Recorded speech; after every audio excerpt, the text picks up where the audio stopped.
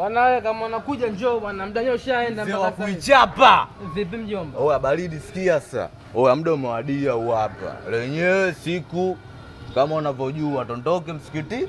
Tuondoke msikitini. Ipo hivyo mwanangu, mambo mengine yote yanafuatia. Mungu kwanza. Acha mapepe, Mungu kwanza. Tuondoke msikitini. Sikilize kwanza. Achana na kaza na mimi kwanza. Cha kwanza wewe mwizi, kibaka mlabange. Alafu nisimimi nende msikitini. Hivi kwani nakuja mjomba?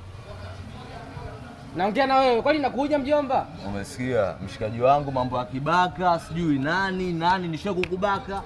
Sio kunibaka. Nishakukuibia. Stori zako mtaani nazisikia huko. Nishakukuibia. Hujawahi kunibia. Sasa mambo unachamba vipi umbea mwanangu? Yaani mimi nimekuja hapa na kwambia vitu vya msingi, vitu vya muhimu. Mwanangu twende msikitini. Wewe mtoto wa Kiislamu, Alfani jina lako unakujua. Mama yako unamjua, baba yako unamjua. Sijawahi kukufanyia ubaya hata siku hii.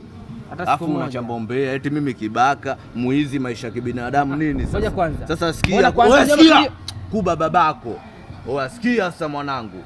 Na kuibia kweli. Wewe hutaki nije kama Mtume Muhammad. Sikia sasa, sikia.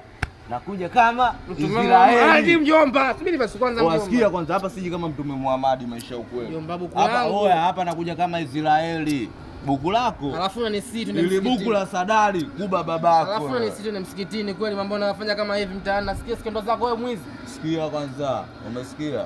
Mungu kwanza, mambo mengine baadaye. Mambo mengine baadaye mjomba. Hapa nenda kwa Mungu kwanza, nitakufanya ibada. Au vipi mshikaji wangu? Dua zako wewe bora ungezalia nyumbani. Umesikia hapa yenyewe nakuombea maisha ukweli. Wewe kaniombea amenibia mjomba. Sasa ndio nimekuibia na mimi nimepata riziki kupitia wewe na tamaa kweli na bado. Alafu navaa kanzu kweli, inamaanisha nini mjomba? Mjomba wewe kolo nini wewe?